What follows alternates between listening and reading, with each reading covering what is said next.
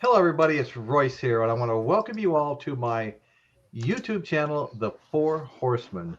The last word in rock and roll. It's all you need to know about rock. Come visit The Four Horsemen, and you'll enjoy yourself. So, tonight we're going to be covering the box set I just released today, 5 albums, one Blu ray DVD, a beautiful booklet, and the booklet's full of amazing stories. And it's Axis Bold of Love as Love by Jimi Hendrix. I just received that today. We'll be talking about Jimi Hendrix. We'll also be going through my little collection here while we're doing the show. So, first thing I want to do is introduce everybody. Next door to me is Chris Elliott. Chris Elliott rides the pale horse, and he goes by the name of Peace. Of course, I'm Royce Eddings. I go by the name of Resurrection, and I ride the black horse. Underneath Chris, catty corner to me, is Michael Nolan, the bottom line. Michael's got a fantastic show, a big show. He's very entertaining and very, very well thought of in the community here. And I urge you all to go check out Michael Nolan, the bottom line. We all go to his show. He starts at 5 on Saturday. He also goes, or Sunday, and he also goes 5 on Wednesday. But on Sunday, we all go to his show. Then we get off his show. We all come over to my show. So please check him out. And next to Michael is Novice Nick. And Novice Nick has been part of the show for a long time. One of the permanent four horsemen, Dan, was sick tonight. He's going to the doctor tomorrow. We're feeling really bad about that. So prayers for him.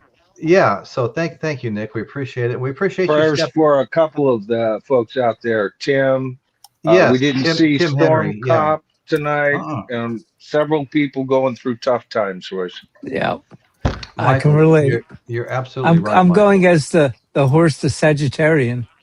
Okay. Hey, Winslow, Well- good to see you, brother. he's a half horse, half man. He's an archer. Well, he's not one of the four horsemen, but okay. Well, all right. Let's move on. So we're going to get into Jimi Hendrix. We're going to get into Axis Bold as Love.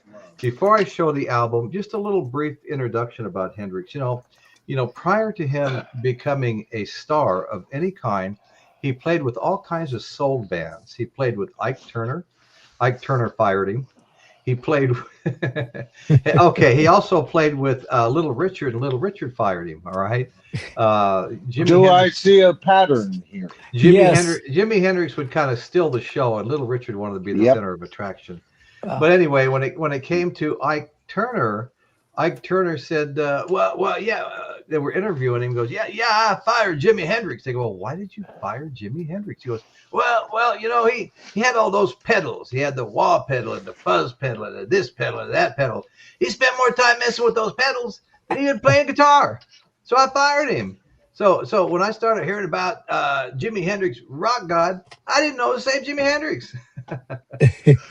I love that story. That's an actual live interview you can listen to. I'm surprised he would have even noticed. He was so busy beating on his wife all the time. Well, no kidding. So that was Ike Turner, and he played, like I said, with Little Richard. Well, one of the funnest videos you'll find anywhere on YouTube is him playing with Junior Walker and the All Stars, the song "Shotgun." And he also played with the Isley Brothers and lived for several years with one of the Isley Brothers. And when I saw the tribute to Hendrix, tribute show, which goes around every couple of years, I saw it twice one year. Ernie Isley, who was one of the Isley Brothers' sons, was taught by Jimi Hendrix how to play the guitar, and he was there to honor him at this show. And boy, I tell you what, he sounded a lot. Everybody sounded like Jimi Hendrix that night. But Ernie Isley's got quite a reputation as a great guitar player if you ever want to look him up. So anyway, that's kind of a little brief history, but we'll pick the show up where Chas Chandler, who was the bass player for Eric Burdon and the Animals, he was one of the Animals, was tired of just being a bass player. So he thought he'd go to New York and look for some new talent, maybe find someone he could manage or promote or somehow get involved with and do something different than just play bass for the Animals, okay? So he showed up at Greenwich Village, New York City, and he runs into, of all people, Keith Richards' girlfriend in Greenwich Village, and her name was Linda Keith. And he told her what he was trying to do, and she goes, "Oh, you've got to go down to Cafe Wah and check out Jimi Hendrix. Oh, he's just fantastic." So To which Chandler, she replied, "What?" Wah? Wow. Absolutely. So she goes down to Cafe Wall. He goes down to Cafe Wall. He goes in and starts listening to Jimi Hendrix play, and it just blew his mind completely, you know. And so after the performance, he sat down with Jimmy and they talked. And this was like in July of '66, okay. And he talked to Jimmy and convinced Jimmy he ought to follow him to England. And he felt like we could make him a big star in England. He's definitely underappreciated in the United States. So 2 months later, let's see, September of '66, Jimmy shows up in England, and Chess Chandler had a little bit of star power being with the Animals. You know, he introduced Jimmy to the Beatles, Eric Clapton, Jeff Beck, members of the Who. He took him around, members of the Cream. You know, he took him around, introduced him to everybody. You know. And all rock. It didn't take long for the word to get out. There's this amazing, outlandish performance. Amazing guitar playing, guitar god, even known as the Black Elvis in some circles. And everybody. It got to the point where all rock's royalty would come to see Jimi Hendrix perform. Okay, they released a single, "Hey Joe," and then a few other songs on the first album. Are You Experienced? And it became, I think, a top 10 hit or something like that in England. And by late 1967, it reached the United States. I think it was September. And that's when I bought my first album after listening to him on the radio. And, I've been a fan since 1967. I'll never forget, I had the album playing in my bedroom, and I walked out, and my sister stepped out from her doorway and confronted me and said, "Is that Jimi Hendrix?" And I go, "Yeah, why? Do you know what he does on stage?" I go, "Yes, he plays a guitar and sings." And she goes, No. He gets up next to the microphone stand and rubs his thingy on it. I go, "What are you talking about?" And I went back in my room and listened to some more, and then came back out. My mother confronted me in the hallway, and she goes, "Is it true what Donna said?" I go, "I don't know, and I don't care either. I just like his music." And that was pretty much the end of it. But that was the start of my love of Jimi Hendrix music. That first album, "Are You Experienced?" And shortly after that, of course, came out "Axis Bold as Love," and that's the main subject of tonight's show. And so we're gonna talk about that right now. Okay, this album, this box set has completely blown my mind. You've got this cutout in the front. I mean, if you could see, the letters are all cut out. You can see there's a dragon in the background, and there's a horse that looks almost just like it on the other side. Not a dragon, but a horse. Okay, but what is in this set is just mind-boggling. So I'm gonna pull off this cover and show you what I was talking about with the cutouts here. Okay. Should probably make yourself big. Okay, let's do that. Yeah. Let's do that. All right. I'm big. Okay, so here's the dragon on the front. Okay. So we're going to pull this out, and I have a whole lot to show here, guys. This is going to be a real show and tell. Number one is this incredible booklet. I mean, this thing is absolutely amazing. All right. And so I've got to show you some of the pictures. But what's really unique about it, it kind of lays the whole thing out on the inside here. Here's a picture of Jimmy.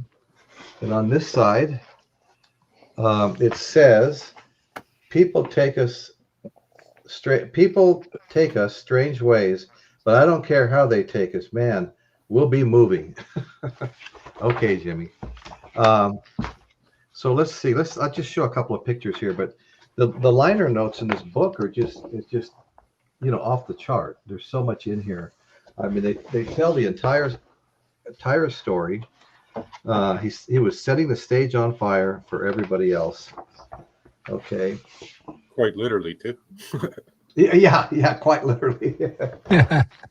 I found a story about Frank Zappa has one of his burnt guitars right now. I thought that was interesting. I thought I might do a pre-recorded on it. Almost looks like Sly Stone, doesn't it? With that Is hat. that a pre-order? You know what? I probably got the first one. I ordered this in September, early September. Wow. And the day it was released on November 7th, and I received it November 7th. And Wow. I went on Faith and set my show up. It's already about $25 more than I paid for it. In fact, Re- they just discounted it back to me because I, of course, prepaid. Nice. But his stage antics. You talk about a just crazy showman. I mean, the whole thing is going to blow wide open soon. But I'm not gonna show every page in this book. I just wanted to give you the idea. And let me see if there's another maybe real significant picture, because I got to tell you, folks, there's a lot to cover here. This show could go for 2 days. Yeah, no kidding. I mean, obviously it's not going to go for 2 days, but there's just a lot of ground here to cover. So I'm going to set this booklet aside, and I'm going to start showing. First of all, you get a Blu-ray DVD, Axis Bold as Love. Nice. Okay, so that's pretty cool in its own right. Now, I did see a video from TJR, not to be confused with TJR that habituates mine or your channel. He's a fellow content creator that I've been following for a long time. He got the CD version of this, and he says, watch out, because the DVD section of this, it's in the front lip, but it's way down. You can't find it. I've gotten a couple of projects, like that, where I think it was the Road album. You had to kind of search for that DVD. Remember, Royce? Yeah, no, I have that on one of my on a couple of albums. One of them right if you here. guys are thinking about getting this on CD, it's a beautiful package as well. Just beware that finding the DVD can be difficult. Yeah, Now, that's right. Well, is it a DVD or a Blu-ray?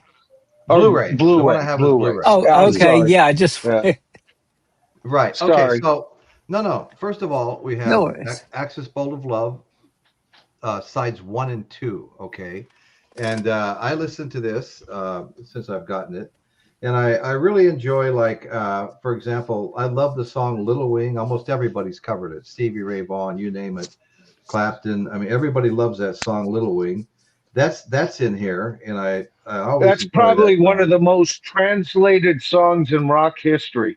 If you think about it. No, I completely agree with that. Yes. I mean, back in the day, I'm sure that its record has been broken with newer material over the decades. But back in the day, when you and I were, say, all of us here, well, except for Chris on this panel, were probably between 15 and 25, that was a truth. That song wound up, right, Nick? On every damn album you bought, you had a Little Wing. Yep. Yeah, and the thing is, also, I really like 6 Was 9. In fact, I've one of his best. One of his best songs, like I've never heard them before today, and I was impressed with all of them, to be honest with you. Okay, so that's the first of the 5 albums right there. Now, what's interesting is, of course, the second album, of course, is also Axis Bold as Love. But you don't want to know what the difference is? This one's all in mono. Yes. First one was stereo. This one's mono. Oh, wow. So I thought that was pretty cool. I'm not going to spend a lot of time showing vinyl or anything, but I just want to, right here, mono. I'm trying to imagine Jimi Hendrix in mono. Well, I know. Well, like so much of his guitar playing, demands a stereo spectrum. Yeah, but also some of his stuff was reproduced from the original 2-track tapes. Yeah. Okay, so that's album 2 of 5. This is 3 of 5. Well, what's unique about 3 of 5? Okay, well, what's unique about it is You've got Mr. Bad Luck, take number 6. Okay, there's different takes on here. She's So Fine was take number 4 of that song that hasn't Yep. been released before. Burning the Midnight Lamp is take number 30 of that song. The Stairs That Play with Laughing Sam's Dice. Let's see. From Paramount Studios. Then Burning of the Midnight Lamp, that's an instrumental. The Stars That Play with Laughing Sam's Dice, instrumental. There's a whole lot of stuff that hasn't even been released before, you know. Right. You go on, side B, the first song is a demo. Up from the Skies is take 2. Ain't No Telling is a demo. Ain't No Telling, take 12. Little Miss Lover is a demo. One Rainy Wish, take 1. I'm telling you, it's just amazing. You know? Have you listened to this? I have listened to. Yes, I got to listen to this today. All right. Yeah. Nice. 3. So that's 3. Here's album 4, and here we go again. Bold as Love, take number 19 that they had made. Wait Until Tomorrow is take 2. Spanish Castle Magic, take 2. Little Wing, take 2 of Little Wing. So they're all going to be different, you know. Yeah. Untitled Instrumental, take 3. Untitled Instrumental again, take 1. Little Miss Lover is an alternate version, guys. Spanish Castle Magic, take 4. Wait Until Tomorrow, take 4. Castles Made of Sand, backwards guitar. I haven't heard that. One Rainy Wish, alternate version. Burning of the As Midnight. if forwards wasn't backwards already. Right. Right. Burning of the Midnight Lamp, original mono mix, and the Stars That Play with the Laughing Sam's Dice, original mono mix.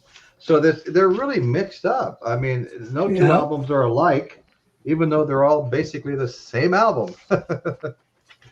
Okay, now we have album 5. We've got, there's a cool story behind this next one. Okay, when the Beatles in '67 released the album Sgt. Pepper's Lonely Hearts Club Band, 3 days later they went to watch Hendrix perform. Not all of them, but it was Paul and George went to watch Hendrix perform. And Ringo had been there before, and John Lennon had been there to see him perform also. But this time it just happened to be Paul and George. Hendrix came out, and his very first song was Sgt. Pepper's Lonely Hearts Club Band. And Paul McCartney described that as the ultimate compliment by Jimmy to the Beatles.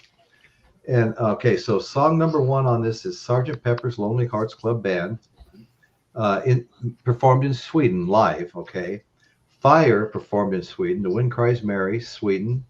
Foxy Lady, Hey Joe, I Don't Live Today. This was all Sweden. Well, no, as we go down, okay. On side B, Burning the Midnight Lamp is Sweden. Purple Haze, Sweden. But Burning of the Midnight Lamp, D Time, Purple Haze, Hoopla, Hopla, Foxy Lady, Hopla, and Burning of the Midnight Lamp, Top of the Pops. So they're full of variations, guys. And I think everybody's going to enjoy this. My friend Hop Frog gave me this. I got to pull this out. All right. Oh, nice. Yeah. Hop Frog. Okay, so the next thing I want to do, let me put this over here with this album. Can I step in for a sec? Sure. Are you showing the Blu-ray? The Blu-ray also includes Atmos tracks. Atmos tracks, which kind of a surround sound, but you also get the overhead. Correct. Which makes it completely different from normal surround sound. Correct. Yeah. I'm glad you mentioned that because I wanted to mention it. Yeah, because that's something that also interests me because I have a system that'll play it. Yeah. And, I mean, I've got a 7.2 surround sound, but it's a different experience. It's a different experience because of the overhead sound that comes down, right? Yeah, you're engulfed in it. That right. You're really immersed. That's what I understand about it. Okay. Now, one thing I want to show before I get into The only problem with that, Nick, is this particular product has it all on mono. Okay, well let's just return to the panel for a minute, and let's get some conversation going here, folks. So, Chris, have you got any Hendrix music? Yes, a little bit. I was just That's looking fine. through Sorry. I was just looking at this, actually. This is one of the box sets I have. West Coast Seattle Boy. Oh, I've seen that. Yeah, nice. Yeah. Nice. Yeah. It's got a lot of the old, you were mentioning the different people he worked with. So, Right. From Isley Brothers, Dave Covey, Rosalie Brooks, Little Richard, Frank Howard and the Commanders, King Curtis, Billy Lamont, all kinds of different bands. Wow. And it's got a whole bunch. Nice. It's basically all just previously unreleased stuff or like alternate productions. Right. But I got a whole ton of stuff. I got all the original albums. I got, including Band of Gypsies. Yeah. I got some of the newer ones that were released in the 2010s and whatever. But you know what? I'm pretty impressed with what you're showing. And then the Rays of the Sun. And Yeah, I have that too. I got, I didn't buy. It wasn't that long ago I bought that one. the Monterey Pop Festival. Monterey Pop, Pop, and you know, go ahead, and I won't interrupt. Everybody's got something to say. I'll just be quiet for a minute. And the 2 DVD set of Woodstock. It's got the original footage plus alternative, a full concert of the alternative versions or vision, like a camera angle. Right. Oh, that's really cool. Then Man, I tell you, the Isle of Wight. Isle of Wight. Yeah. And then, well, this has got him on there, but the original Woodstock too. The original Woodstock. Yeah. Right. I have a copy of that. Pretty much. That. Yeah. And I got the passage from the book, but we'll get to that later. Sure. There you go. Hey, Michael, we're heading in your direction. You know what? I'm trying to remember. I have 2 albums by Hendrix, but again, a small record collection. I have 145 records right now, and I have 2 Hendrix albums. And I'm trying to remember. I know that I have Electric Ladyland, which is my favorite Jimi Hendrix album of all time. You've always said that's a great one too. I just love it. Man, turn the lights down low, imbibe them, whatever you want, and listen to that album. And it's a 2-album set. You'll become a changed man or woman if that's your proclivity. But then I've got the essential Jimi Hendrix. Now, Royce, is that one that you sent me?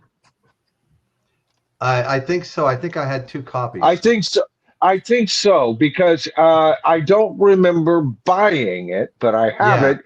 And you've sent me so many wonderful albums that I don't keep track. I'm not one of those people. Oh, Roy sent me this and this and this. So, there may be times in the future I'll misremember buying the damn thing and you send it to me. But this one, I had the common sense enough to at least second guess because I just couldn't imagine it in the store when I picked it up. And I know I didn't order it. But I've enjoyed the hell out of it. It's a good compilation. It's a very good compilation. Yeah, I'm definitely going to take credit for it now. Yeah, and I'm going, well, why not? I can't take credit for it, so you might as well. But here's the deal. I want to get all of his albums, of the proper albums, with the Experience anyway. And I want I want that first one, the one with him in the big afro painting, that one, because I bought that when that first came out. What was that, 76, 75, 74, somewhere aroand there? Yeah. It was one of the first big, the family is now releasing this, and it was based on stuff that he partially did in the band. The band came in and kind of did repairs on it, but I loved it. I loved it nonetheless. You know, I Right. got into Hendrix late. He always sounded to me like just a little too barbaric, but again, I was coming from I, being a Beatle fan at that I think point. that's what I liked about it. Yeah, yeah, and you're a year and a half older than me, Royce. So Yeah, yeah, yeah. you were probably more in line when he first came out to be the I, I, primary I, target. I was the target. They hit me right in the and middle of the and, forehead. and I lived a sheltered childhood, and Yeah. it took me It shows. it took me a while to get cool Yeah. enough to know him. You know how I finally started listening to him is, first of all, the guy that taught me, Cole Burnett, my first six chords on a guitar. And he was the big brother of my best friend at that time. I wound up being Okay. probably closer to Cole later. But after I had learned those chords, of course, our first bass player wanted to play guitar and sing "Poo Poo Haze," and to me, every time I hear that song, "Poo Poo Haze," oh, I felt like going, Jimmy, Boy, stop shitting all over the evidence. But takes all kind. yeah, so we were covering that in my very first band, okay, Purple Haze, and then the guy that taught me, Co, started turning me on later into the Electric Ladyland. That was me. Then I got him. Then I got him. I've been a rabid Yeah, fan ever yeah. since. Not as His anywhere near as rabid as you or yeah. Nick, but Oh yeah. he's I'm in like, my top i- five guitar i- players of i- all time. if I bite you, Right? you have to get the shots. Yeah. I mean, I am rabid. Yeah. I am Hop Frog. I heard Jimmy for the first time when I was around 9. Felt like I was hearing music made by aliens. Mine was totally blown. Been a fan. That's how I feel. I mean, I feel Yeah. like it's just otherworldly. It's like, where the hell did this come from? But anyway, Novice, I know you're a Hendrix fan. I've heard you bring him up Abs- before and stuff. Yeah. absolutely. And I want to thank Michael for I will never be able to unhear Poo Poo Haze now. Thank you very much. You've just destroyed us, Michael. That's Yes, what it you just. sounds like to me, brother. Who But plays? Well, how I'm about look. here's another one for you, Novice. Excuse me while I kiss this guy. Yeah. Well, that's what he says. Yeah. Yeah, I'm looking at the new Discogs app, and it says I have 11 albums, and I know Oh, that's a lie. I have Electric Ladyland. I have several others that aren't listed here. The number of Are You Experience? Uh, it shows I have three, including the one step HQUR, but I okay. know I have a couple more. Two of them being OGs. And then, of course, there's you got to let's see if we can get Well, that. hold There you on. Let me. go. You got some stuff to This show is me.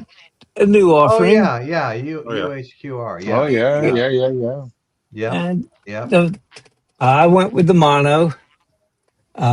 You had your choice of mono or stereo or both, whatever, yeah, floated your yeah, boat. I yeah. went that way. I've got an album of each here. There you go. Yeah. Uh, and that's the UHQR. That has, it says it's back ordered. It just hasn't been shipped yet. I don't know if they even pressed them yet. I don't. Gotcha. I don't see a date. But what you just showed, I hadn't seen, which shocks me. But life has been rather busy over the past Oh yeah, and month Nick, or so. yeah, Yeah, it has you been for were me the too. subject of discussion. We knew you were. Was it your mom or your mother-in-law that was going through some No, health? Or mom's going to be 92, and she's great. She's oh, healthier than I am. yeah. Well, I knew you had something going on in the background, and I just wanted you to know we were all, Yeah, I sending Yeah. good appreciate it. vibes to you. Right. It's Right. me. I'm the problem child. Go figure, right? Uh, well, you're always causing trouble, Nick. We know that. We do know that. Yeah. Well, if I'm not causing it, it's centered around me. I don't know. Well, brother, I But hope you're yeah, doing Yeah. better. You know thank what? you. It's the people you run with. Yes. Was yeah, I'm going to tell my wife you said that. Ooh. Oh, Jimmy is just awesome. I don't know. I can't find a month that goes by without bringing something off the shelf and listening.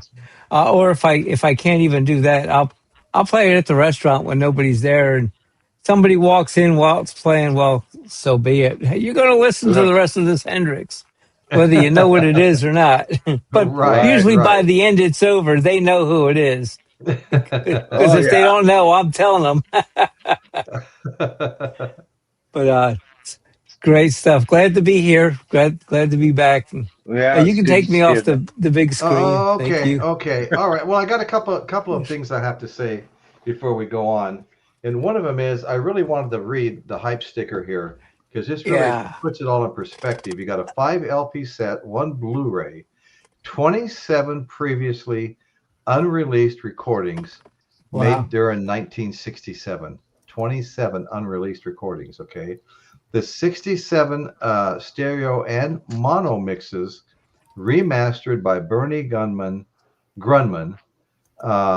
from the original master tapes. Original master tapes.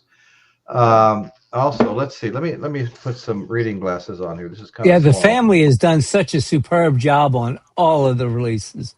No, they really have. Yeah, they really Yes. have. Okay, so Dolby Atmos that you were talking about, kind of the surround sound with the overhead, mixes of the entire Axis Boulders of Love album plus 24-bit 96 kilohertz uncompressed stereo and mono original 67 mixes, 36-page booklet filled with rare photos and comprehensive liner notes pressed on audiophile grade vinyl by Quality Record Pressings. So anyway, that's quite a bit of stuff going on there.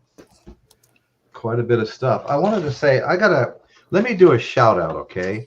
Because I always got a shout out. Last week, I had 3 people came in with a super chat. One was Michael Nolan at $9.99. Dan McNew was at $15. And Joseph Blue right at the buzzer came in with $2. I want to thank you all so much. And also, it kind of started out. I had 2 super chats and a membership purchase before the show even started. And Rockin' Robin Bird came in with a super sticker for 2. Michael Nolan came in with a super chat for $9.99. And Gear Jam, or Ergersplitten _ Loudenboomer, as he's also known, bought a membership. So thank you all so much, guys. I just wanted to get that out of the way. I've got to bring this up because this is really unusual, okay? And I've got a lot to bring up, to be honest with you. But this is called Rare Hendrix. Okay, I came across this some time back. I was so pleased. I like the cover. Yeah, no, it's awesome. But what I was really pleased about, it's like Hendrix like you've never heard him before. This predates Are You Experience, predates his first album that was ever released. But and anyway, in 1966, okay, before he went to London, this was made. And what's really cool about it, it's more like a straight up blues, non-psychedelic kind of a thing, you know. Good feelings. I mean, songs you've never heard before. Nothing that's on any of his, albums since he became a star. Just other kind of stuff, you know. Voice in the Wind, Go Shoes Part 2, Good Times, Bring My Baby Back, Suspicious, Hot Trigger, Good Feeling, Voice in the Wind. I mean, this is stuff that I had never, I thought I'd heard everything by Hendrix, but obviously I was way off base. This is a great album. I stumbled across it one day and I couldn't believe my eyes being such a fan, you know? So anyway, I've got another thing I want to. You've got the largest Hendrix album out of any content creator I know. This Personally, is I'm not saying you're number one, but out of the ones I know, man. no, I am. There it No, is. this is the Jimi Hendrix Experience 8 album set. and this will Wow. blow your mind. There's also a big booklet. All these come with the big booklet. This is the one with the velvet cover. They made Yeah. the big box. They still make the CD version with the velvet cover, but they only made the big box in the year 2000. And I bought this. It was probably 18 years old, and the shrink wrap had never been taken off of it. Wow. And I started showing it with the shrink wrap on it, and I kept telling people, I'm not going to unbox this and show what's inside until I get 1,000 subscribers, and I had a couple of hundred to go, so it took a little while. But finally, I got the 1,000 subscribers. I unboxed it, and it's amazing. And I'll just read a couple of lines of what's on back, just to give you an idea. Okay, 8 albums. 8 albums. You've got previously unreleased recording of Purple Haze, recorded live at Olympia Theater in Paris, Killing Floor. Hey Joe, recorded live at Olympia Theater, previously unreleased. Foxy Lady, previously unreleased. Highway Chili, previously unreleased. But I mean, the whole thing, there's 8 albums of that. I've just read side 1 of the first album. So if I skip over here to disc 3, The Wind Cries Mary, recorded at the Olympia Theater, Paris, France, previously unreleased. Catfish Blues, previously unreleased, recorded in Paris. Bold as Love, previously unreleased. Let's skip down here to disc 8, because I'm not going to read every single one of these, but you get the idea. There's a ton of previously unreleased live recordings. Freedom, previously unreleased recording. Easy Rider, previously unreleased recording. All Along the Watchtower, recorded live at the Isle of Wight, England, August 1970. Wow. Slow Blues, previously unreleased. Blue Suede Shoes, recorded at the Berkeley Community Theater, 1970. It's just crazy. Earth Blues, previously unreleased. Country Blues, previously unreleased. Little Wing, recorded live at the Royal Albert Hall in London, 1969. Red House, love that song. To me, one of the greatest blues songs ever. Recorded live at San Diego Sports Arena in California, 1969. But it's all broke down right here. I'm not going to pull all the albums out, and I say that only because I got 20 something to show here. Okay, so that's a favorite of mine. I was finally glad when I was able to open it. I don't know if you can notice how this changes colors a little bit.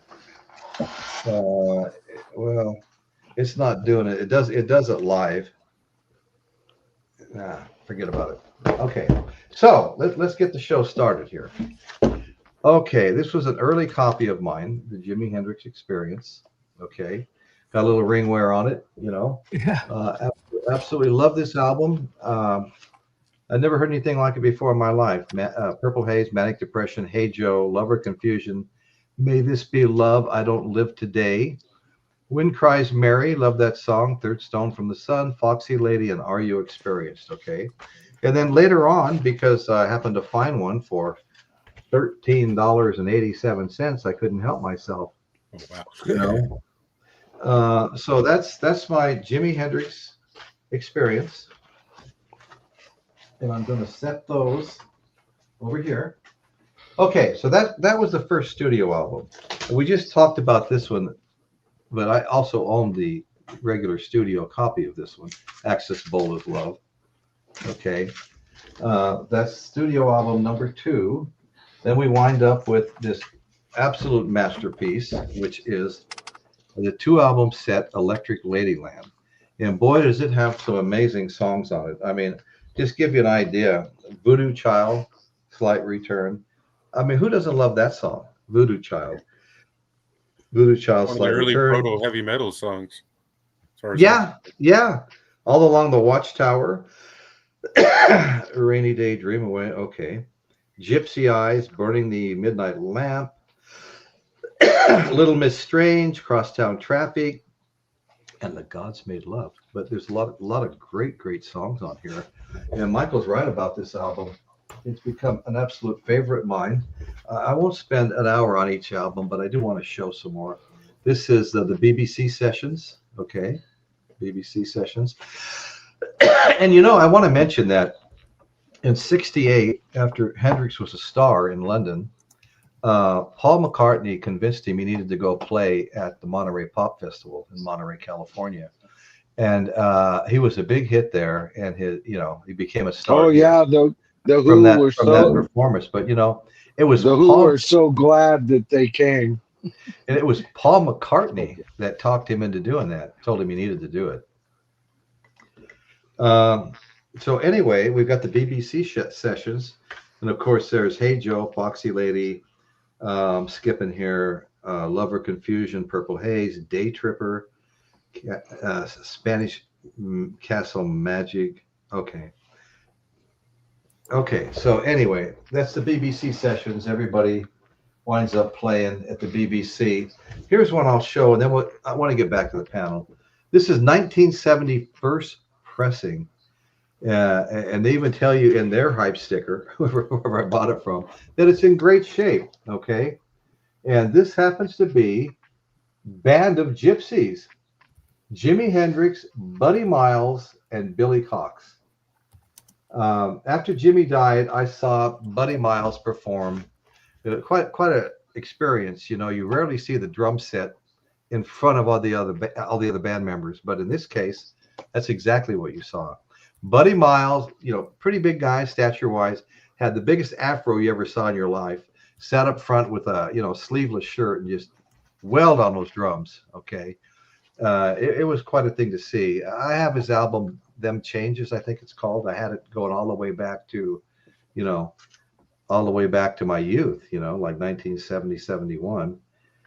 Band of Gypsies. It has Changes on it. Who knows? Machine Gun. Okay, let's get the panel back involved here. I'm talking too much. Let's go, guys. Let's talk about some of this. This was recorded live at the Fillmore East in New York. This Band of Gypsies. That ended up being his last main release, wasn't it? Yeah. Like it wasn't a studio release, but it was as close to as he did last, right? Mm-hmm. Yeah, that's right. So, what I wouldn't have given to seeing him, and I probably may have had an opportunity if I was paying more attention when I was living in Long Beach. But no, it was too late then. That's right, 1970. Shit, I was still in high school. He never came to Vegas where I lived, or I would have certainly seen him. Okay, I am Hop Frog. My friend Dave says I have 15 Jimmy albums on vinyl and about 5 others on CD, barely scratching the surface. Isn't that truth? Every time I think I'm caught up, there's several that have been released that I didn't know about. You just keep finding them. You shouldn't scratch the surface of your vinyl, James. Okay. Hey, Michael, you still with us? Oh, I'm here. Unless it's diamond tipped, Royce. Okay. Huh? Unless it's diamond tipped. Right. Okay. So anyway, we have a lively chat. We got Dr. Insomnia here, and Dr. Insomnia and I have talked about Hendrix at length days before the show in my chat. Yeah. Unfortunately, a lot of the early chat disappears, and that always kind of bums me out because it was a good conversation that we had going on there, Doc. Yes, Eric is a copycat. Gibbs gave me the win in fantasy football this week. Oh, good job, Kate. He's stuck with Gibbs in her fantasy league in the Lions. Kate's a big sports fan. She knows everything about sports, far more than I do. I did get to watch some World Series games, and I really enjoyed doing that. Yeah. And boy, that last game was just there were a couple of nail biters there, I'm telling you. Chris, you're probably not as happy about the outcome, are you? You know what? No, but at the same time, it was an excellent series. My goodness. I mean, look at that 18-inning one. It was 5-5 after the 7th. They were, it was big time. Did you watch it all? Then 11 innings of not a single run. I mean, 7-7 after 7 or 5-5 after 7, and then 11 innings without a run until the home run. But my goodness. Did you watch every inning? Yes. So did I. Yep, I did. It was late tonight. I think it was exact on my clock. It was like 2:53 or something when he hit the Yeah, home run. yeah. I was like, no, come on. Yeah, I would have stayed up till 5 if they had won. yeah. Well, both teams were just about out of Yeah, pictures too. Oh yeah, they were. Oh yeah. There was no yeah. position players left. They were almost out of pitchers. Yeah. Yep. Yeah, I was surprised how much they pitched Yamamoto. I'll never forget the first World Series I think I watched. Maybe there was more before that. I grew up in Vegas, but my mother was from New York, and she had a whole bunch of brothers that would take her to like Yankees games. Oh So yeah. I grew up sitting in the living room, in the summertime watching Yankees games with my mother, and I knew all the players. And I went down to the Henderson Boys Club, and and everybody asked me, who do you want to win? I go, the Yankees, and they were all like shocked because they were all Dodgers fans. But I know that they pitched Sandy Koufax so much in that series, because he was such a great pitcher that Yeah. when the series was over, his arm was shot. He never pitched again. Yeah. Well, that Happens. kid in Toronto, I just blanked on his name. Not Guzman, but the 22-year-old kid. He said an actual Major League Baseball record with his. Oh yeah, yeah. Not just a rookie record, but an all-time record. Yeah. I mean, that kid's 22 years old. Like Toronto's got a hell of a future as far as their pitchers go. Well, what record for what though? I mean, what was the record? Most strikeouts in a single game, or in in 7 innings? Okay. Something like that. that. Hey, Michael Boswell. But he started. Hey, Michael. Thank you so much, brother. I'm blanking on exactly what it was, but it was it had to do with the number of strikeouts he had. Yeah, I can't recall either. It was a long night. Yes, it was. So, I remember watching a hockey game that was like that. Is the NHL playoffs. The 6th inning, the Chicago is that the one? Chicago and I think it was New Jersey, wasn't it, in the finals? No, the Philadelphia Flyers. They played I think it's 7 or 8 periods. Yeah. Yeah, it was. There was no food left in the building because in between every period, they'd have to refuel these players. Yep. There was nothing left. Okay, I think that was one of those. It was 4 a.m. Yeah, we're getting back to Jimmy. I my fault. I got this whole thing started. Once again, thank you Kate so much, Smith. Michael Boswell. Thank you so much. Jersey Devil must have been the 60. Okay, no, we're not going to talk about that. Thanks, Jersey Devil. We appreciate you, brother. Okay, so, all right, got a couple more things to show here. One of them happens to be Jimi Hendrix Midnight Lightning. I don't know if anybody's got that. I'd say if anybody does, Chris probably does. Nope. And yeah, okay, so I don't even know where I came across. Mine's not getting shown. But this one's got some cool stuff like Blue Suede Shoes, Machine Gun, Canceled a Woman, Gypsy Boy, Hear My Train a Comin'. Who doesn't love that? Yeah. That's a great song. I wonder if that's the acoustic version. I don't know if that is or not. But he also did it, electric. Okay, this one here. This is a cool album here too. Yeah. And I don't see the name anywhere outside. I've got to at least get the name. Look at that. This is getting pretty worn out here. It's falling apart. It's been well loved. Let me put it that way. This is Jimi Hendrix, The Cry of Love. That's what it is. Pretty cool pictures in the gatefold here. The Cry of Love. All right. You can't beat all these pictures, these booklets and stuff like Telling that. you. Oh, for sure. Chris, I mailed you some CDs from that Who set. And the crazy thing was, because it was media, we mailed the 2 box sets of vinyl. And they were $14 for both of them. Mailing yours to Canada was like, I don't know. It was 25 or 7 or something like that. Yeah. And they said, wow. Oh, and by the way, when it gets there, he has to pay 10. Well, I didn't want you to have to do that, so I'll send you that. Just let me know what it was when you get it. Yeah. Okay. So this is holy shit. Yeah, no, I was really surprised. What kind of post office are you guys running up there, Chris? Oh, I know. That's probably one that makes money. Michael, let you guys. Well, that can't I be want you Canada guys. Post then, because they're not making any money. They're too You busy. guys. They're screwing over the union workers. Yeah. Okay.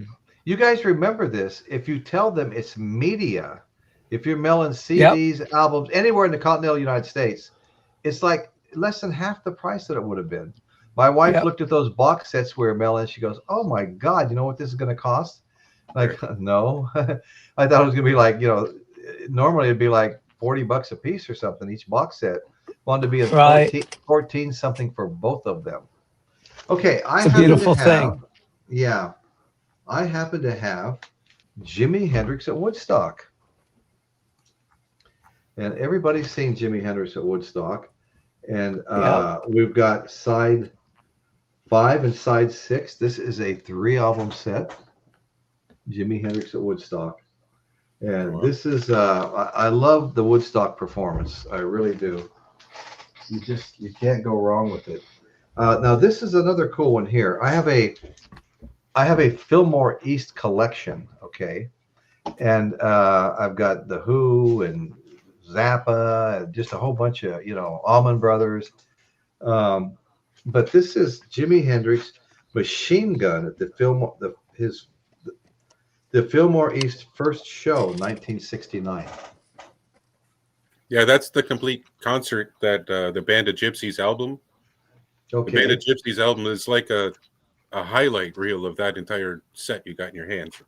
The hype sticker on the back, still in the shrink wrap, says Hendrix legendary New Year's Eve concert available for the first time, New Year's Eve. The complete performance in its original sequence includes 9 never before released songs. I think that's pretty cool. Okay. All right. Okay, that's my first stack. Oh my goodness. Oh, okay. Well, I got another one Look. about that same size. I'll show a couple, then Awesome. we'll see.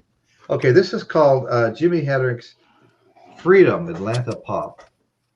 And I remember I bought this. It was kind of like a, I don't know, what do you call Black Friday or whatever you call it, at Walmart. And all this vinyl, colored vinyl, marked down to like $9 and stuff. And they were all in Wow. special big cardboard bins. And then they haven't done it since. But this is Freedom in kind of a white splattered vinyl, and from Atlanta Pop Festival, And the crazy thing was, I bought 4 or 5 albums. I couldn't believe how cheap they were, right? And 3 of them were warped so bad I had to take them back and replace them. Oh man. So I never experienced that before. I bought a lot of vinyl, a lot of old vinyl, but I've never bought one warped like that. Hey, Royce, before you get too far into that, okay, good. Michael Boswell asked a question. He was asking if that was a Musicland sticker that you just showed. Now, who asked that? Michael Boswell. Okay, let me find. Right at the bottom of the chat. Okay, the bottom of the chat. Okay, was that a Musicland sticker? And that was on the Freedom Atlanta Pop. Are you talking about the Atlanta Pop album? I'm not sure. I think that's what he was talking about, though. Let's see. The sticker says this is exclusive only at Walmart. Oh. Let me see what's on the label. Okay, Doctor, thank you for putting pancakes on the screen. Okay, this says Jimi Hendrix Experience Atlanta Pop, and it doesn't say anything else.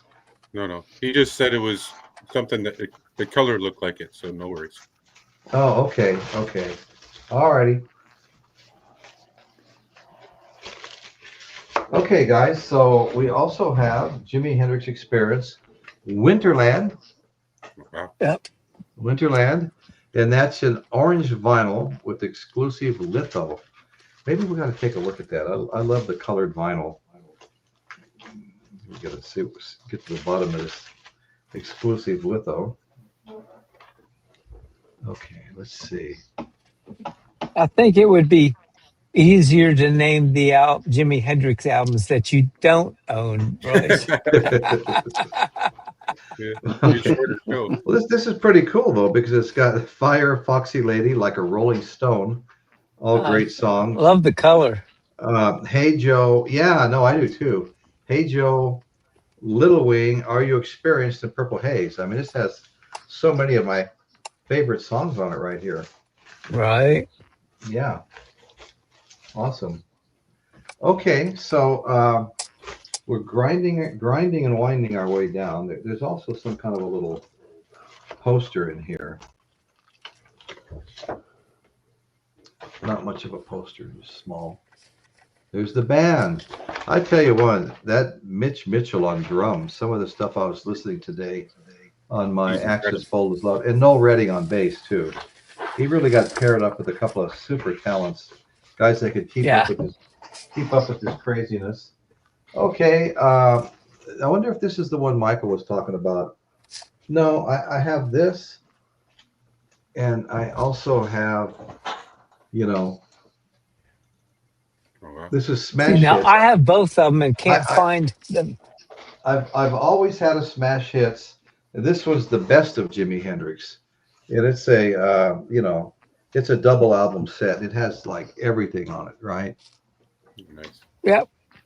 I mean, everything from Dolly Dagger, Star Spangled Banner, Voodoo Child, Slight Return, Little Wing, Crosstown Traffic, All Along the Watchtower, Purple Haze. I mean, it has everything on it. Now, I had this as a CD in the 90s. It's been around a while, and this is Hendrix Blues. And if you haven't heard the Hendrix Blues album, I mean, we are talking some Delta blues. I mean, you won't hear anything like this anywhere else. It is very different than his traditional music. It's great. Jimmy's it's version incredible. of Catfish Blues, Born Under a Bad Sign. Yep. An expanded booklet. You know, I mean, this is a great album. If I'm not mistaken, double album actually. Okay, now I really like this one. There was Rainbow Bridge. They wanted Jimmy to go to Maui, kind of a combination vacation and to film a movie, Rainbow Bridge, where Jimmy was up in a window and he was shooting a gun and getting shot at and stuff like that. And part of it was film, but they never really made the movie. And Jimmy really didn't want to do it anyway. But imagine this. He went to Maui. They didn't have a stage. They didn't have anything. They packed in the lumber to build a stage. They packed in all the amplifiers. They brought in generators, and they set the stage up in the middle of nowhere and played, I think, for 2 days. And I have the Blu-ray DVD of the whole thing, you know, about the movie and all that stuff and making the stage. They played for 2 days in front of 250 people in Maui. You know, I mean, because they built that stage, built it. Yeah. This is a 3-album set. This is a great picture of the stage and stuff. Yeah. You know, but there was nobody there. Nobody knew Hendrix was coming. And then of course it opens on the inside, and you have 3 albums in here. And this is the one I was mentioning. There's also a Blu-ray DVD, and if you're not careful, you don't find it. You don't find it until it drops. Here it is. That's the Blu-ray DVD. Right. Music, Money, and Madness. Okay. Hey, Royce, can I interrupt you for 1 second just to talk about that? No, you go. The blues one you were just talking about? Yes. Yeah. Few releases that actually has an acoustic Jimi Hendrix song on it too. The Hear My Train to Come an acoustic version. I love that version. Yeah. You don't find that very often, an acoustic version. Or him doing acoustic much of anything for that matter. No, that's one thing. You know, like I love Jimi Hendrix, love his guitar playing, but you take, like, say, Jimmy Page. He's a wonderful guitar player, amazing guitar player, but he can play acoustic along with the electric just as well. Yeah. And that was one thing that doesn't appear that Hendrix really, you know, got that much into. He liked the psychedelic electric guitar. Yeah, you can get the the weirder noises and sounds out of it. Yeah. Royce, this is the one I have, and it wasn't sent by you. I Okay. actually Okay. got this from a auction with Patrick, and it's a Oh, double. okay. Yeah, it's a double album, Essential Hendrix or the Essential Hendrix, and it's just got a ton of stuff on it. So it was good knowing I wasn't going to be getting every Hendrix album right away, but it Yeah. had some nice cuts from pretty much all over the place, you know, and Yeah. real reasonable. I got it for $10, double LP, excellent shape as is everything that Patrick usually sends you. You know, Yeah. No, Patrick's good. Yeah. yeah, yeah. So He's a good that's the guy. one I was talking about right there, folks. Okay. The essential Yeah. No, and I've never even seen that one. Hey, Michael, not the yeah, same album, but just looking at that picture, yeah, there's the same picture only on a different album cover. yeah. Looks like, brother. Yeah, this is the People Looks Hell and like. Angels album. Yeah, he's even got the turned up collar. The Mine's color, yeah. just extremely blown up and sharpened, huh? Yeah. For the But I album was looking cover. at that and then looking over at this going, yeah, that's the same picture. Yeah. I want to say hi to my friend Kimba. Kimba has joined us. I appreciate that. And I wanted Kimba to know that I keep talking about we want to start doing like a girls' night once a month where we feature just strictly a female artist. I don't know if you'd be interested in making some suggestions on that at your leisure, or even maybe suggesting some of the people you'd like to see covered. And panelists are willing to step aside and give up their square for women who want to speak on panel for that. That night, some of our female warriors will get a chance to be one of the four horsemen if they want. That's been an That's offer right. already offered, folks. Right.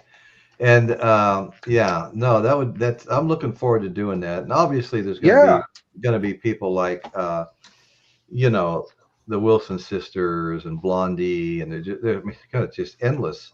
There's so many fantastic female rock performers. Oh God, think of how many female rock performers we can talk about that's not in the Rock and Roll Hall of Fame. And who do we get?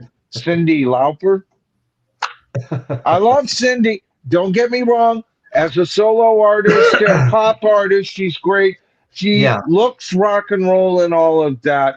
And out of the ones that I kind of disagree with, she's the one that I'm kind of comfortable got in, I guess. But think of all the female rock stars out there that have not been inducted into the Rock and Roll Hall of Fame. Horrible. Despite the fact that women empowerment.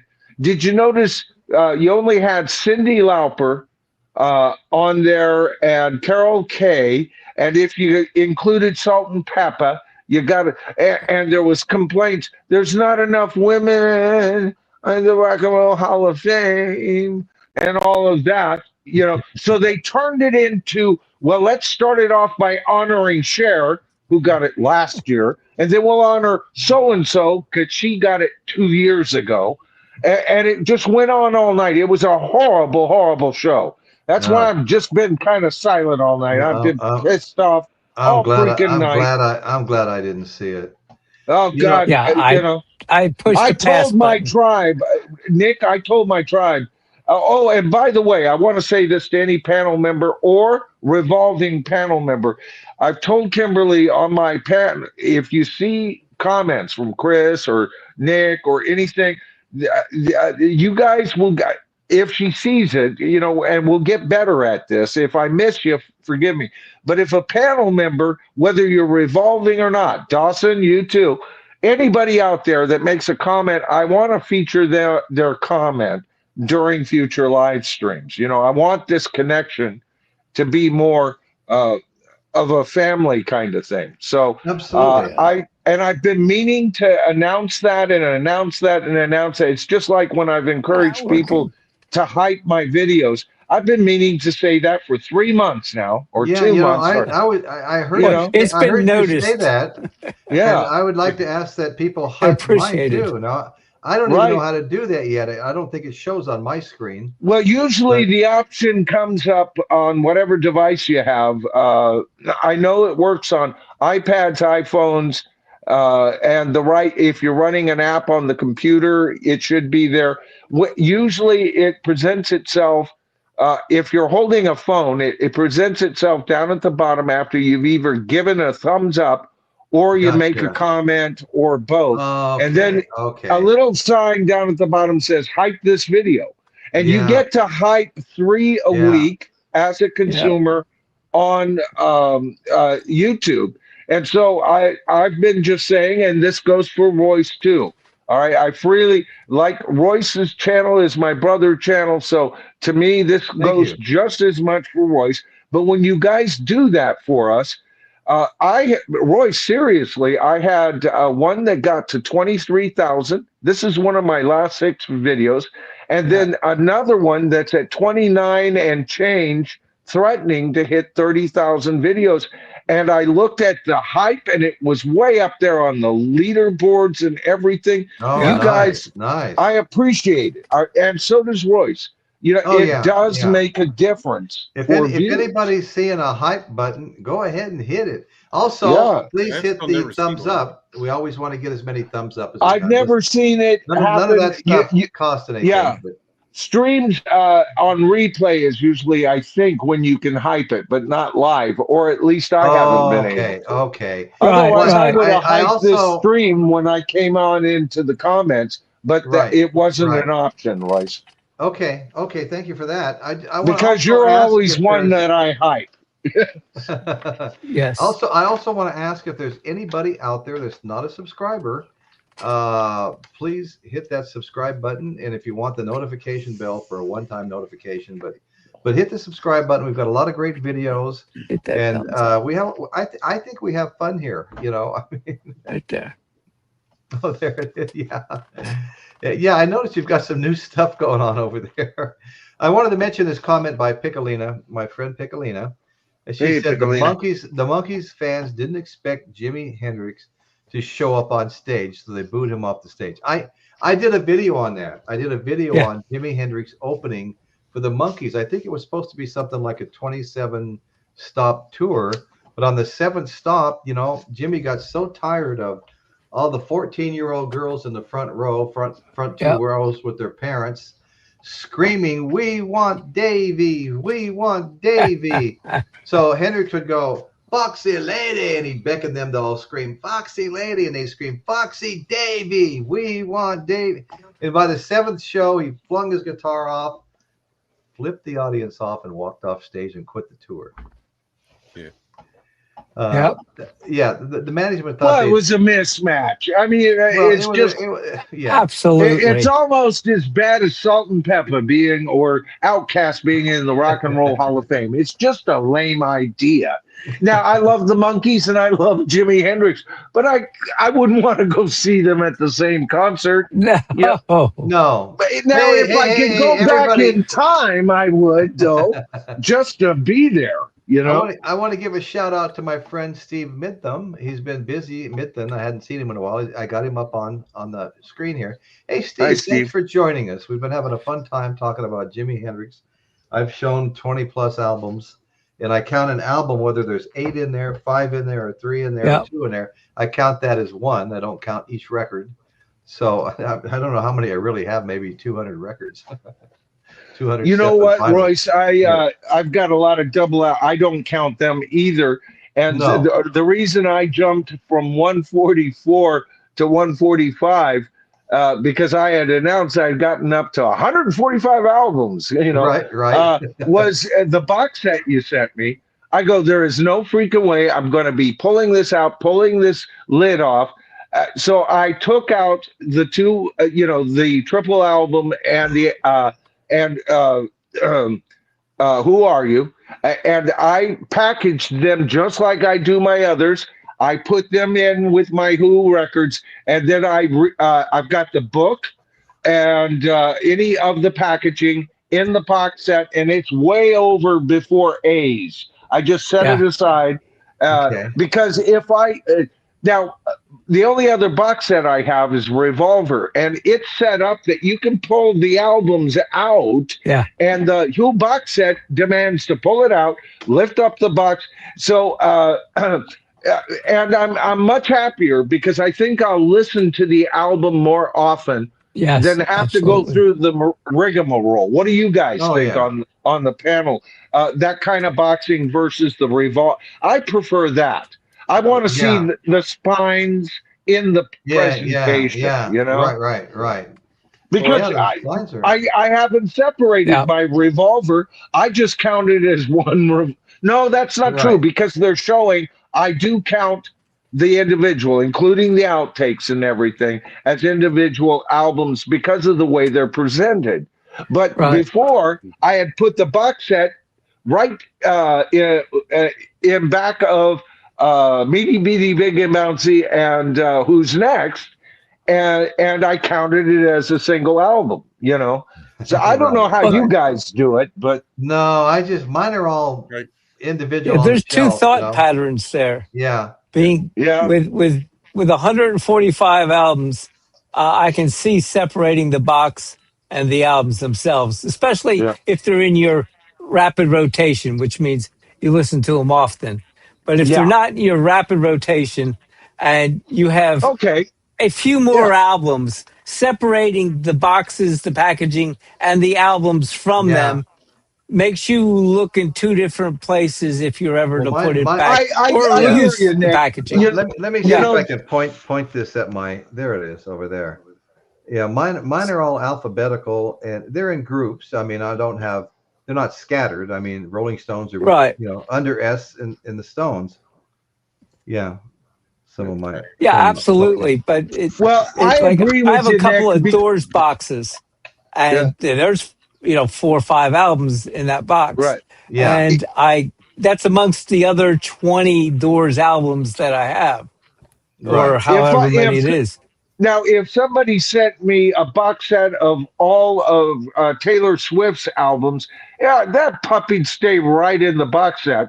Uh, Back in the closet behind unused and unwashed linen, you know. I But I but figured you'd have to catch the postal carrier and say you delivered these to the wrong place.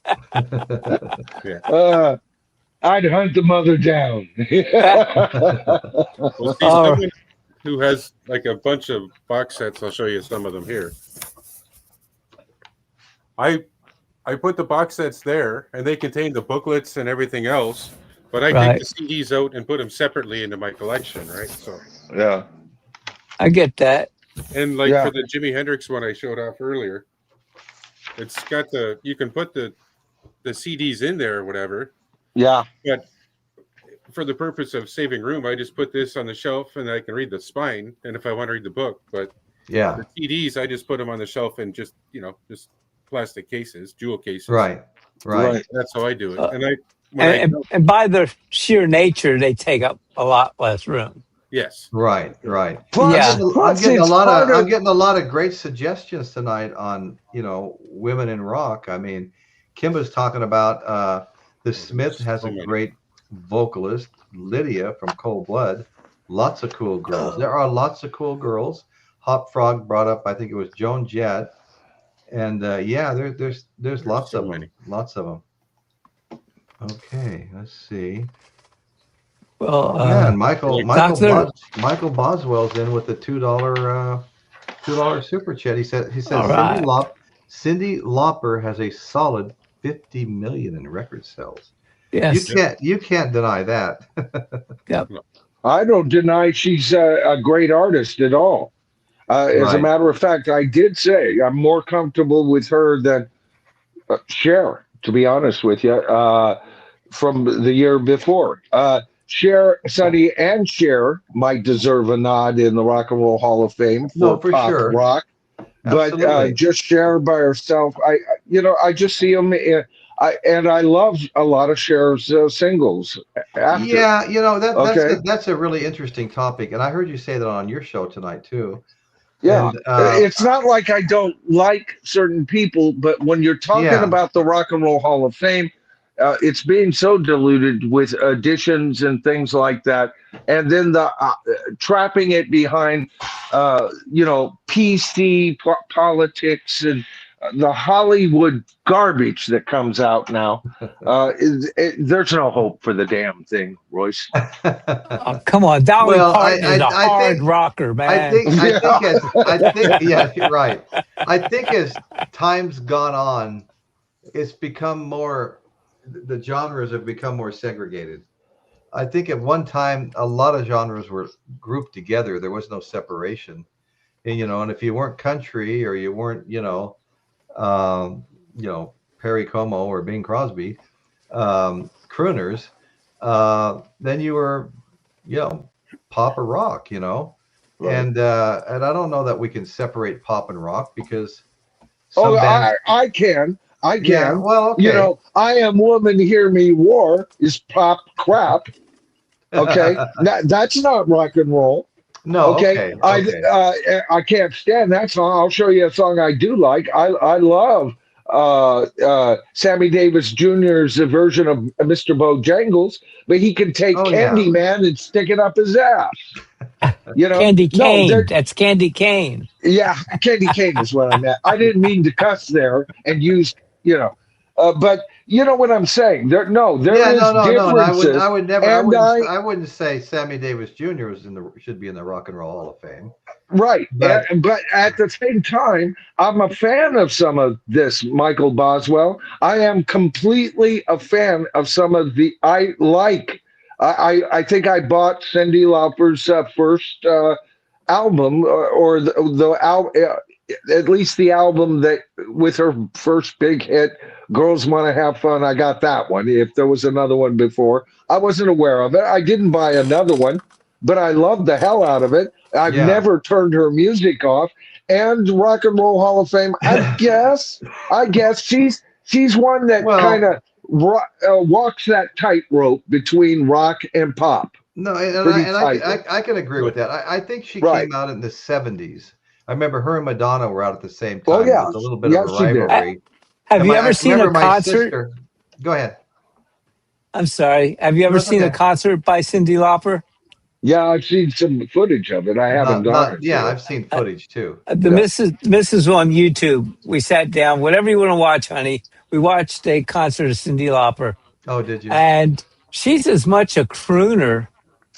Her style of presentation that night was not the hard rocker. She played all of her hits, but she was able to expand, and I think she has a lot more chops after watching that concert than prior to it. Before. Yeah, I was definitely surprised. What a talented woman she really is. I agree.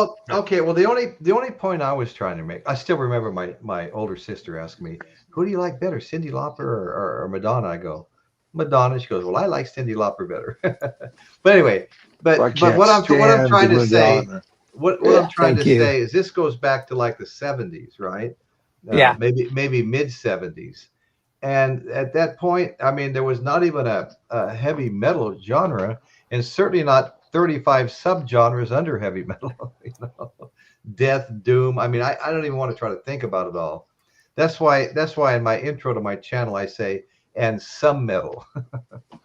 There's Well, probably a yeah, whole me lot of it too. I don't care to listen to. Heavy metal as a subgenre, which includes 42 different styles at least, is its own enemy because I uh, know. new bands redefine a new subgenre Yes. all the time, and it's weakened interest to the general population, even though it's doing real well and well supported with fans attending concerts. Yeah, yeah. You There are know? subgenres of fans too. Well, But yeah. I was just trying to make the point is as things progress, everything gets more separated. Whereas at one time there was a lot more lumped together under the banner of rock and roll. That's all I was trying to say. Anyway, Michael Boswell, once again, thank you, my brother. I really appreciate you. Okay, Kimba, hello, Piccolina. Let's see. Jersey Devil, our brother. Would doing Jefferson Airplane count as a female artist? Yeah, that's a detail we need to discuss because, yeah, I think we're gonna Well, if have you to want kind to of make it really interesting, you're going to include bands like the Pretenders. You're going to include Blondie. Jefferson Blondie. Airplane or Blondie's the only Starship, girl in her band, you know. right? Otherwise, we can't talk about Deborah Harry, or we Yeah, can't, no, you know, you would have to do that. I Or mean, Linda Chrissy Hine Ronstadt. won't be mentioned. if she So, happens to be sitting behind a drum set at the back of the stage, a female in the band, I don't know that we would talk about that, you know. But when she's unless it's running, Anika Neelis.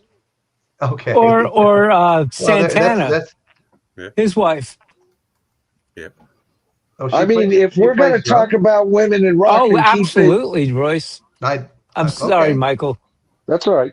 If we're going to talk about keeping it a current conversation as well, you're going to have to bring in Anika Neelis. She's hot top liner news these days. Yeah, no, she yeah, She's is, a yeah, female drummer, and she is excellent. You yep. know, I'm okay, not so sure that's Rush up there, but she is excellent. right, okay, okay. Well, that it all makes sense. We're just kind of getting it together, you know. I'll be Yep. right back, Royce. Sorry. What's Yeah. that? Hey, Said I Okay, got to okay, step away for a second. I'll be right back. no worries. But uh, once as again, if we get female co-hosts up here, the list may change. They may not yep. give a shit about Anila Neelis, and want to talk about maybe how about Tina Turner? You know, and so the conversation may Absolutely, Tina change. Turner. Absolutely, Yeah. Tina Turner. No two ways about that. Doctor Insomnia says, wrong. Wanda Jackson in the 50s was the first lady rocker, the female Elvis. I didn't know that. Thank you, Doc Insomnia. Winslow, that's a shame. Okay. That Joe, name sounds familiar. I'm going to have to look it up. Thanks, Doc, for the extra homework. Yes, indeed. Wanda right. Jackson, why does that sound so fucking familiar, man? You know, it's on the tip of my ears almost. It's because you were a huge fan of Michael Jackson. That's why. No, but I'm actually am a big fan of Michael Jackson. I'm messing with you. Yeah, Um, and is I he would. rock and roll? At times, Michael Yes. Jackson was very rock and roll. Now, No. when the Michael Jackson was a force of one. I mean, he was. yeah, Yeah. Yeah. but the I have two Jackson or three Five albums. weren't rock and roll to me at all. Well, no, not at all. In fact, I was walking uptown one cold winter night in Henderson, Nevada, and a couple of guys that I knew them. We went to school together and stuff. We never hung out, but I got in the car and Michael Jackson was singing ABC 1, 2, 3, and I was like, I was like a big Led Zeppelin fan, Jimi Hendrix. I was like clawing the walls, wanting back out, but it was too cold. But anyway, so one of them looked at the other and he goes, "It's about time Michael Jackson came out with a good song." Anyway, I'll leave that to Baby, you and me. yeah. Oh, I hated that song. It came out, raced up the charts against Let It Be. Oh, I freaking hated that song. I think that history kind of prejudiced me a little bit towards the music. They No, came I'll out tell you. as I'll the tell you. Beatles were leaving. I hated them. Oh, I hated them. Well, I never really hated them. During like Thriller and I'm Oh, Bad. no, you're talking about a different entity. Those videos, Thriller Yeah, videos that that played on is different. MTV. I would sit there with my three little girls, and we would watch that stuff, and we enjoyed the hell out of it, man. I mean, I've got Michael Jackson's albums. He's the number one biggest seller in the whole world. Michael Jackson albums, I've had most of them, starting with Off the Wall. I think I didn't like Dangerous when it came out. I took it back. Then I kept hearing it on the radio, and I went back and bought it again. And there's a lot of rap influences on that album, but I like it. I like it. Oh yeah, Well, yeah. one of my favorite female artists, Kate Smith. Anybody know who Kate Smith is? Yeah, I know the name, but I don't know. Okay, she's very old school, but she sang "God Bless America" for Right? the Philadelphia Flyers before every home game, and Yep. her record was like 84% wins when she either sang live or they played her recording. So I have a soft Okay. spot for Yeah, God she's Bless great. America and Kate Well, Smith. She had a right. Yep. beautiful voice. Yes, she did. She I had just one. want to mention when it comes to ladies' night, and we're really highlighting female performers. That to me, I'm gonna have a big net, cast a big net, a big tent, whatever you want to call it, because I'm not going to say, well, Aretha Franklin doesn't qualify because she's soul, not rock or whatever. I put all that together. Yeah. Oh, here comes Missy Elliott. Oh God. Oh God. No, I don't put Oh, that. I don't put that together. Okay. I think But why Motown, wouldn't you? Why Motown, should Motown belongs in there somewhere.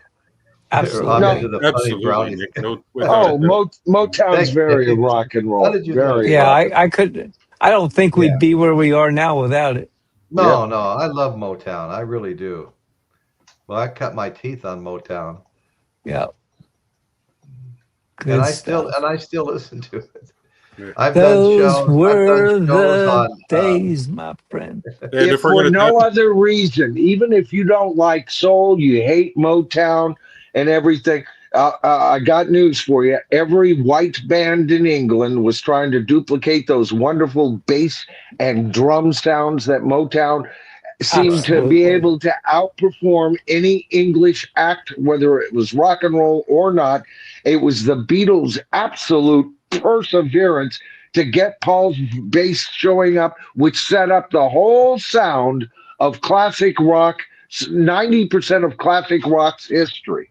Okay, so that alone, No, that's not a absolutely. mere association. That is absolute influence. oh, for Well, certain, how many times has "Heard It to the Grapevine" been covered in rock? Oh my. or just my Yeah, imagination, like the Rolling yeah, Stones. There's yeah. Yeah, my goodness. absolutely. There's so many. It's so Even the intertwined. Beatles did a few Motown covers in that. I mean, it's Yeah, the Yeah, Beatles. Or I reimagined it. yeah, or that's right. Aquarius by the Fifth Yep, Dimension. so many. Love Child by Diana Ross and the Oh, Supremes. Diana That's Ross, those absolutely. are rock and roll tunes, man. Yes. That's Yep, rock pop, but it's rock. yep, Yeah. No, I probably got about 7 Diana Ross albums. I've always had yeah. some, but I happened to just, oh my God, I walked into this little secondhand store that I never ever go into. There's usually like things like dog, the dog carriers outside, things like that. I walked in, I go, you guys got any vinyl albums? They go, yeah, somebody just brought a whole bunch in.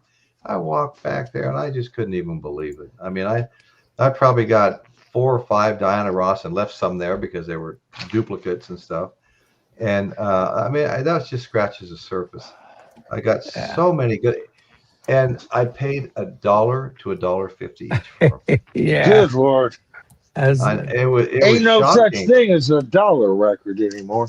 yeah. Well, there was that day, and I went back a couple of days later and Good bought a bunch Lord. more for $1.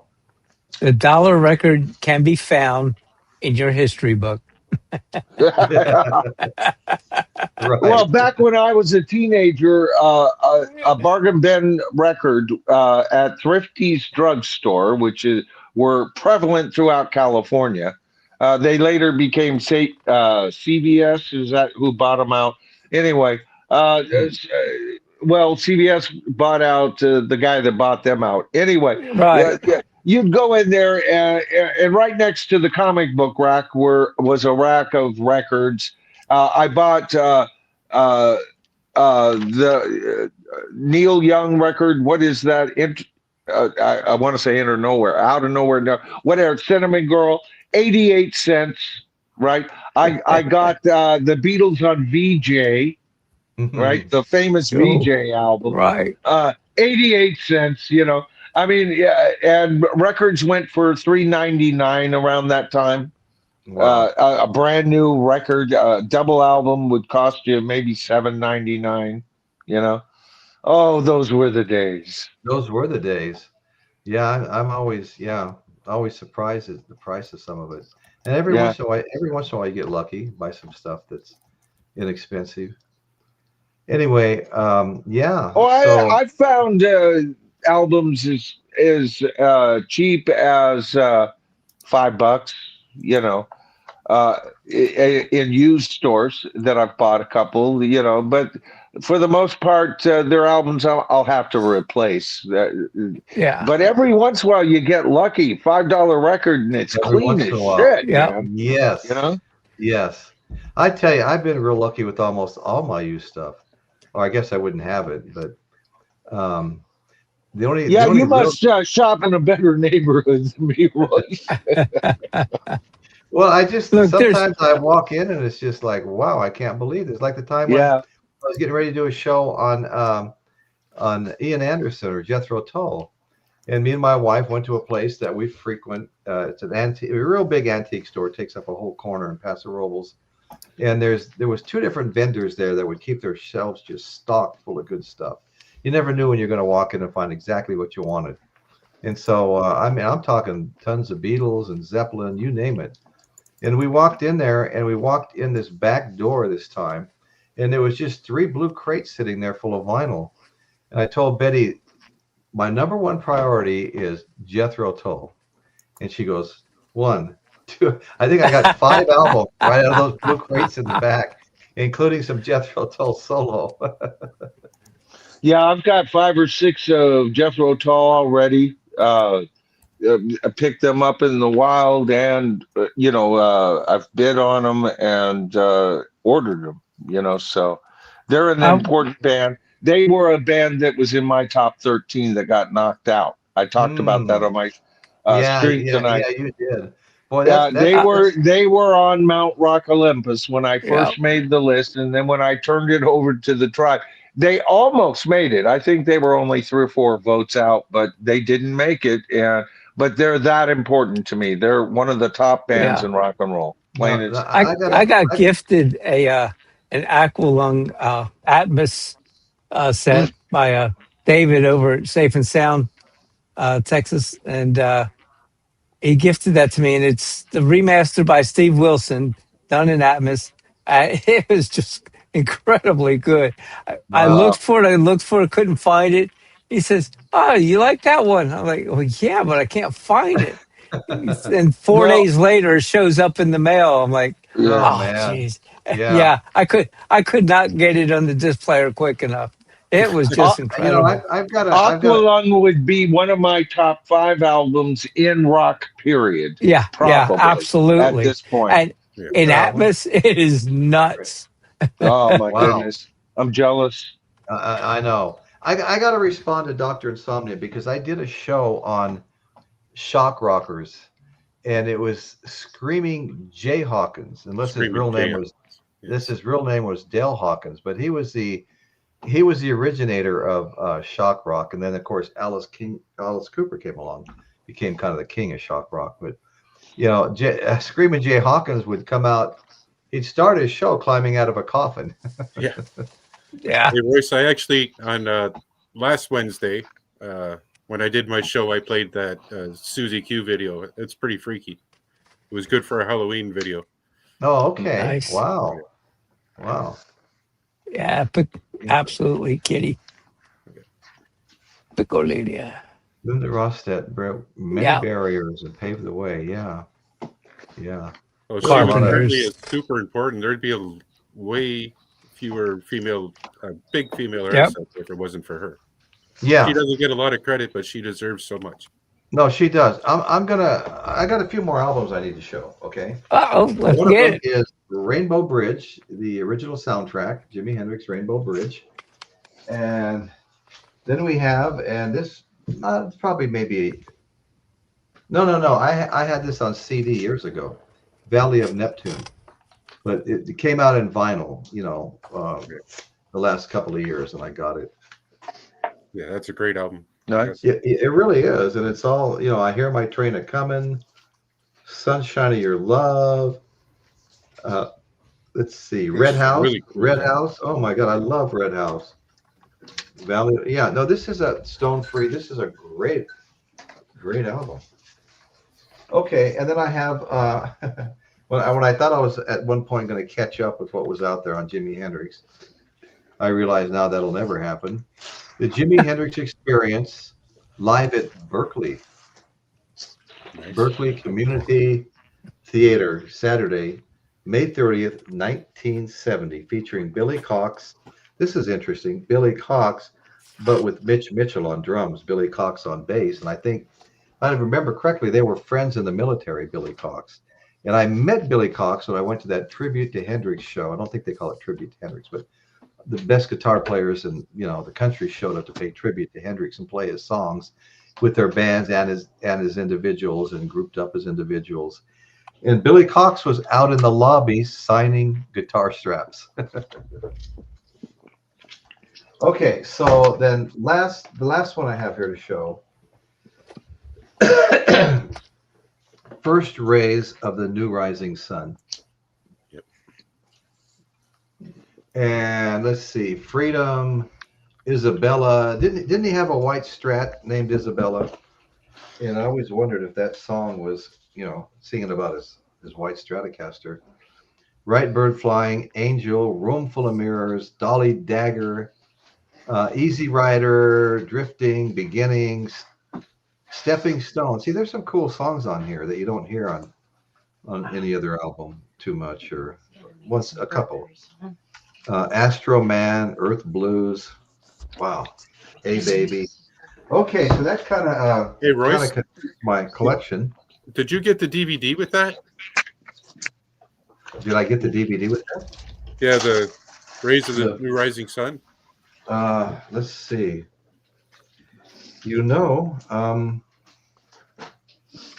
I It's the don't version know. I got on CD. It came with the DVD as well. I don't know. You don't have it? Well, Oh, great Scott! it's not that.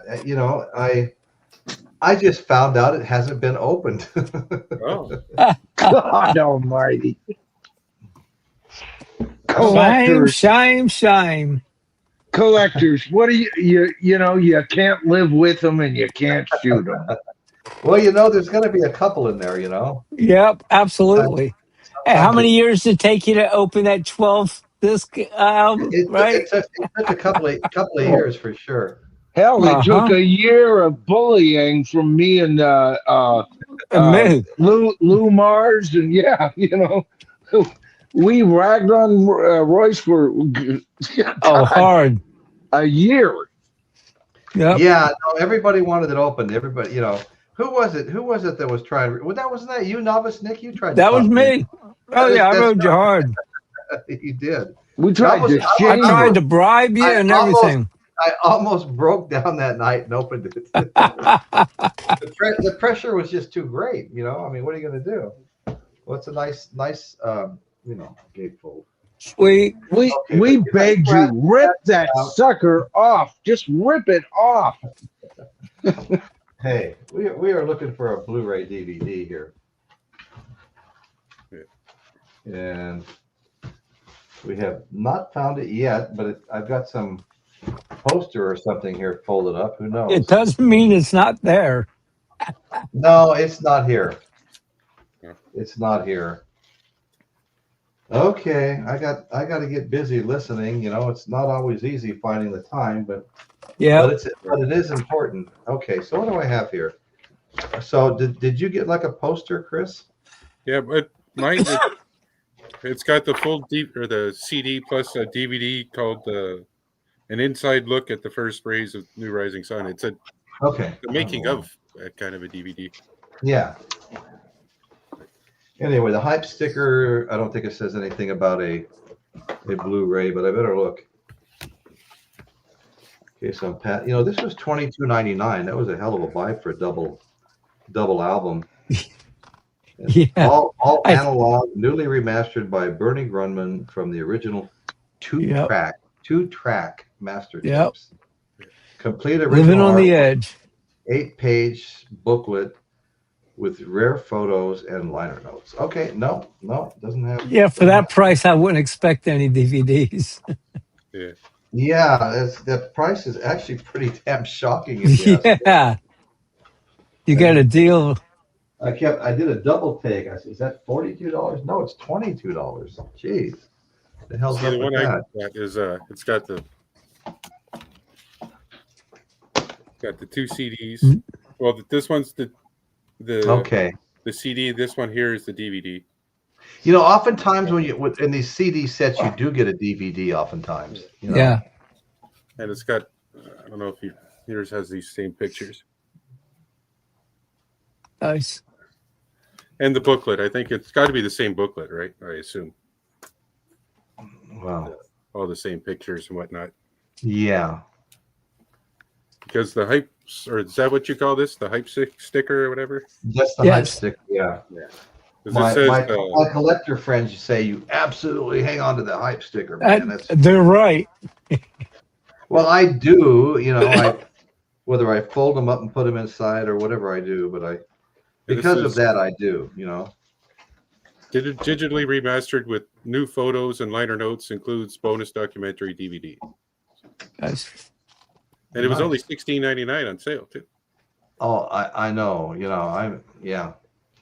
You know, I'll be sitting there looking at the vinyl, you know, at some of these places, and I'll look down and the CDs are below me, and it's like, wow, I got 24 up here and $7.99 down here. It's like, you know, it just makes you wonder. You didn't just say that CDs were below you, did you, Royce? No, I have. I say that too. Yeah. I have. Yeah, And I would show you. Oh, would show you if I snobbery! I thought I heard.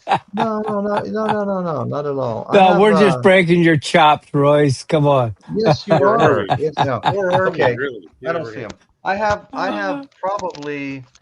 Let's see. One haul that I got all by itself was 150. I know. I remember the day you got that. It was a tower like I have. this, Yeah, loaded. I probably have maybe close to 250 CDs, and I still buy them. Oh yeah. Yeah. I think I'm closing on 1,350 CDs myself. So. Woo. No shit. Wow. Wow. And that includes like box sets and whatever. So those aren't included. Those are like 1,350 individual titles. Right. Wow. Right. Well, I think we're winding down here, folks. Does anybody? Linda Ronstadt is awesome too. Yes, she is. Yeah. Yes, she is. Somebody mentioned Nina Simone. Doctor. Okay, so Dave. Dale, not screaming Jay Hawkins. Dale is white. Jay is black. Okay, I thought you were talking about shock rock because I think Screaming Jay Hawkins wrote that song, didn't he? Yes. Yeah, he did. Yeah. And if you, like, depending on how much of genre you want to expand, like you can go into someone like Etta James or Sister Rosetta Thorpe. I mean, you want to talk about a great guitar player. Yeah, I was reading about her just the other day. Yeah. And it showed her playing the guitar and stuff. I wasn't reading, I was watching a video. Yeah, that's right. Yeah, there's just so many. I mean, Alice Cooper's got a great female guitar player. Her and Ryan Roxy, he's on the other end of the stage. And why can't I think of her name offhand? I've seen her in concert. Nita Strauss. Nita Strauss. Yes, that's right. Thank you. Mm-hmm. I Put a Spell on You by Nina Simone is good. Yeah. Yeah. Maybe that's what I'm getting confused with. I Put a Spell on You. Important news coming through. Hit that like button, folks. Hit that like button. Be a sport. Show some love. I have no idea where we are, but once again, thank you. Thank you for saying that. Yeah, the like button means a lot. But I also want to tell everybody, you know, I enjoy getting comments. You know, I like to respond to them. And if you write a comment, you know, I don't mean the chat, but the comment section, I will be happy to respond to each and every comment that you write to me. I dig the comments. I always answer them all. And I make these other posts about the show, upcoming show, and things like that under posts, you know, which is in a different location, just announcing my shows. And I'll do a poll, like I did a poll, like what is your favorite Jimi Hendrix song? And I always get a lot of responders. And I also, since I'll only let you put 4 in the poll, I always say if your favorite is not on this list, they're only allowing us 4. Put it in the comments below. So I'll always have a whole bunch of people who go down and comment too that pick other than the 4 that I choose for them to select from. So yeah, leave me a comment, folks. I really enjoy getting the comments. If there's anybody out there that hasn't subscribed yet, please do me a favor and hit that subscribe button, and come and join us and have fun in the chat if you'd like. If you or if you just want to watch, otherwise it's fine. But you know, we have a lot of fun in the chat. Great people here. Everybody's friendly. Yes. And we all get along, you know, because anyway, so thank you all so much. And any closing comments here, guys? Just want to say goodbye to everybody and wish everybody who needs it some love and good thoughts and prayers. And Yeah. hopefully everybody is as well as or better when we see each other again next week. Yeah. Thank you, Chris. Thank you. Yeah, I'll ditto that. Yeah. Absolutely. I'm feeling the same way. I'm feeling like we've really had some wounded warriors on our shows lately, Michael.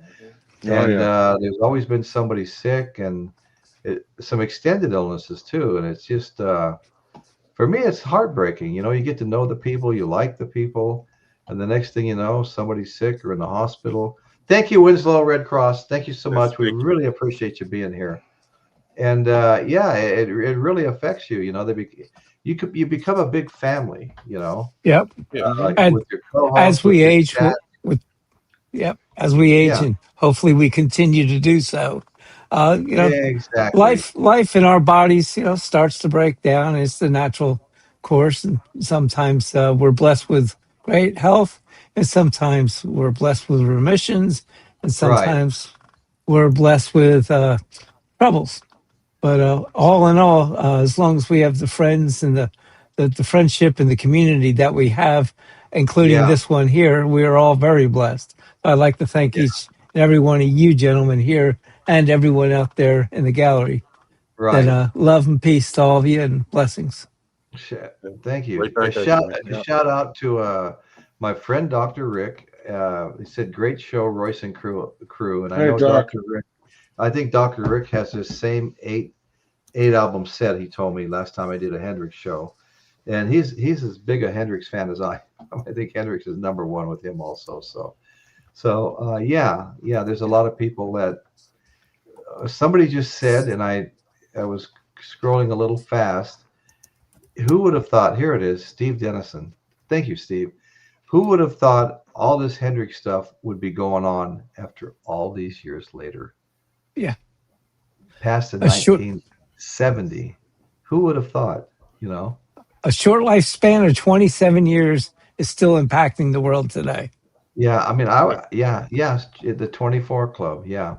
24, I'm sorry. Good music stands the 27 test of Club, time I'm sorry. forever. I mean, listen to Okay, some of the classics that inspired everything, and how many hundreds of years old are some of that stuff, and they just keep getting reinvented. And Yep. Yeah, Absolutely. good music will never ever go away. Somebody will always rediscover it one way or another. Yeah. Yep. And you know, I hoped Unless when we Jimi give Hendrix- in to the overlord, the AI, Yes. because Never there had is that danger. There is There that danger. That's a real freaking danger today. I'm not a Yep. fan of AI created music. There is no freaking that's not. excuse for it to exist on this planet. Right. Dr. Insomnia, I know, is also a big Hendrix fan. We had several discussions, you know, in some of the earlier chat before the show. And he's very, very knowledgeable. Very knowledgeable. I always appreciate the chats with you. Yeah, okay. So I just, you know, thank you for everybody for being here. And really enjoyed it tonight. And hit the like button, hit the subscribe button. Don't be bashful now. And that's what's going on in Royce's world today. Thank you all so much for joining. Hey guys, thank you so much. Take care, everybody. Night, Thanks, Royce. Appreciate you. Thanks, Chris, Nick. thanks for that note. You Appreciate too, it. Chris. Good Yeah. night, Michael. We'll Good see you all night, next everybody. week. Good night, everybody.